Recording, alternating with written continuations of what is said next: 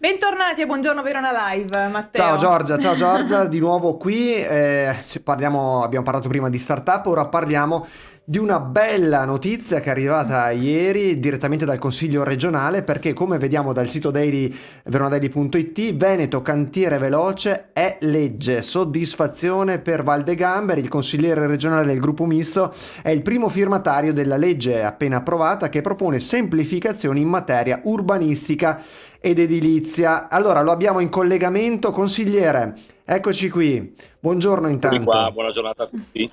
Allora, l'abbiamo vista Buongiorno. particolarmente contenta, particolarmente soddisfatta. Era un traguardo, un obiettivo politico, ma anche personale che perseguiva da tanto tempo. Non a caso è primo firmatario anche di questa proposta di legge.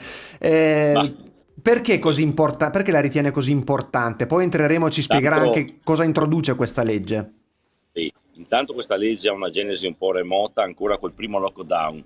È stata così pensata tra degli amici per dire, ci siamo chiesti cosa si può fare di utile per cercare di rimettere in moto l'economia non appena passerà questa chiusura totale che abbiamo avuto nel primo lockdown.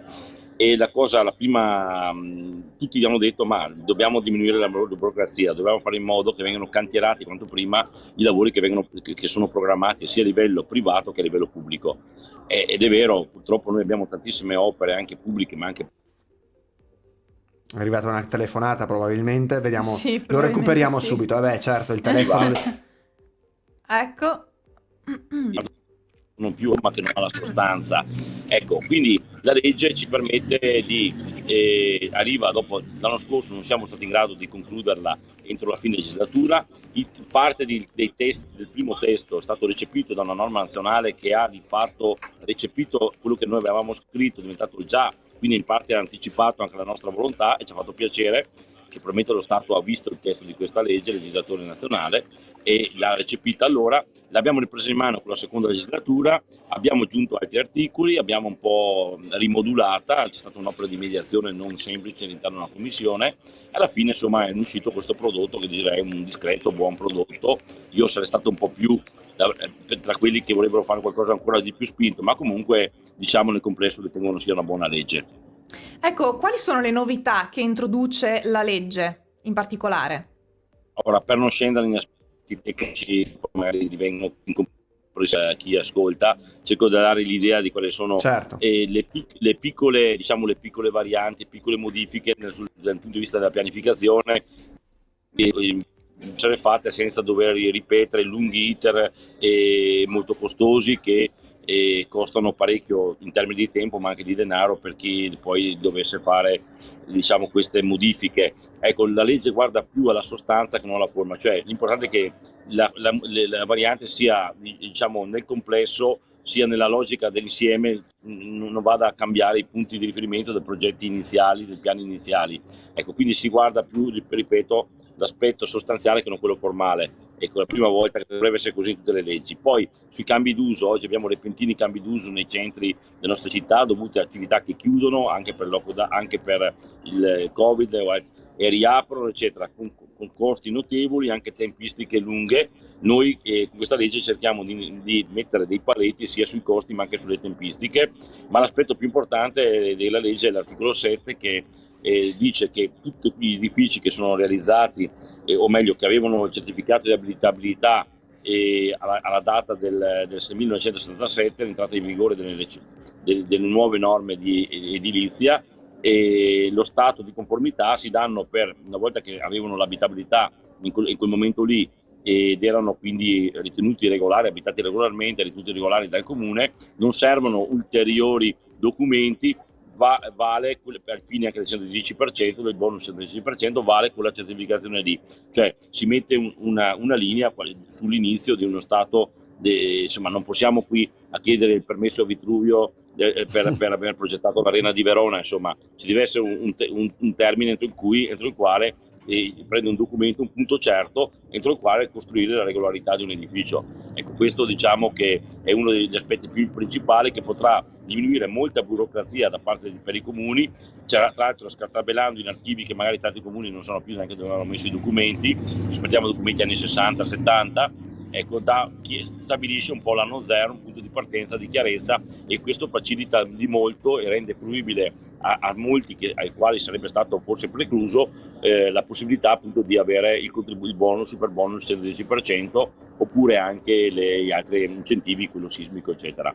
Quindi è una vera sburocratizzazione, perché si facciano le cose nella sostanza e non si perda il tempo magari cercare attorno a formalismi e lungaggini che poi non servono a nulla, se no creare costi maggiori per la pubblica amministrazione e perdere opportunità per il privato. Certo, assolutamente. Come diceva, insomma, per esempio per il super bonus non si dovrà più ottenere una preventiva, a volte impossibile, regolarizzazione per quegli interventi ante 1977, quindi è questa un po' la data di spartiacque, come ha ricordato. Sì, da quando è stata in vigore le normative più recenti sull'edilizia. Ecco, l'ho detto in maniera molto così banale, sommaria, Certo, poi no, beh, però certo. insomma è per dare l'idea di stabilire qual è l'anno zero entro il quale dover poi andare a certificare, perché capisco che anche negli archivi cercare documenti degli anni 60, 70, quando le regole, tra l'altro giudicare con le regole attuali una fattispecie, comportamenti anche che erano molto più permissivi, le varianti, insomma, cosa vuoi, nella regolarità se c'era da cambiare, spostare una porta, allargare un po' la finestra, allora non si ponevano i problemi che si pongono ora. Ecco, quindi era essere un po' più, ma quegli edifici lì sono edifici abitati regolarmente, con agibilità e abitabilità del comune, quindi con documenti che il comune ha già riconosciuto che sono regolari. Ecco, allora perché non fare altri riconoscimenti se c'è già un riconoscimento da parte pubblico, da parte del comune? Certo. Prendiamo per buono quello lì, ecco, questo è il senso. Ecco, chiudiamo, consigliere Valdegamberi, dicendo che sicuramente è uno sgravio per il cittadino, ma è uno sgravio anche per i comuni che sono oberati in questo momento anche di pratiche, sì, e ci sono dei tempi lunghissimi per ottenere certe carte. Infatti ieri sera ero i primi che si sono felicitati per queste norme. Mi hanno scritto parecchi uffici tecnici comunali, compreso assessori all'edilizia di vari comuni, da Verona, di varie altre città, insomma si sono complimentati perché era una norma che per loro li solleva non di poco lavoro e permette quindi di snellire tutte le procedure in corso, le numerose domande che sono arrivate, che diversamente rischiano molte volte di arenarsi e non arrivare a compimento, di non poter beneficiare di questa opportunità, unica opportunità, che tra l'altro permette anche di migliorare la qualità energetica, che è uno degli obiettivi primari degli edifici, oltre che la fruibilità dell'edificio stesso, e quindi alla fine ha un aspetto ambientale importante, cioè che è quello di evitare le emissioni in atmosfera. Un edificio che è meno energivoro sappiamo che una delle prime fonti di inquinamento sono appunto i sistemi di riscaldamento. Ecco, quindi ci sono tutta una serie di esternalità positive che possono derivare da questa norma, e quindi mi auguro che questo modus operandi di cercare di guardare più la sostanza che non ai formalismi. Purtroppo siamo un paese dove, lo dicevo ai miei figli qualche giorno fa, tu sbagli una data, sbagli un cavillo, paghi, sbagli la sostanza, nessuno se ne accorge. Ecco, dovremmo passare un po' più a un sistema di controllo sulla sostanza e un po' meno fissarsi sull'obiettivo finale più che sulla formalità e formalismi che spesso sono veramente eccessivi e non portano dispendio di soldi, di risorse e inefficienza al sistema paese. Grazie consigliere Valdegamberi anche per questo collegamento, e complimenti davvero per aver portato a casa questo suo obiettivo politico, tra l'altro condiviso anche con varie schieramenti, sì, anche politici diversi, la Forza Italia. Sì, diciamo, è stato la parte della maggioranza, è stato condiviso un po' da tutti, ma soprattutto è stato condiviso a livello della base. Ci sono stati un documento per esempio di Verona che è stato molto importante, ha messo insieme tutto il mondo degli ordini professionali e il mondo degli avvocati, degli esperti di diritto amministrativo, il mondo anche rappresentanti del mondo pubblico, di quello che poi si devono valutare i progetti. Insomma, è stata veramente una coesione totale all'insegna di cerchiamo un percorso verso la semplificazione.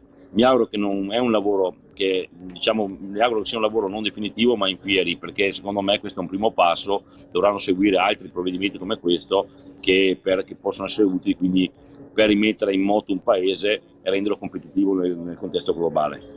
Grazie consigliere, alla prossima e buon proseguimento di giornata. Arrivederci. Grazie a voi, buona giornata.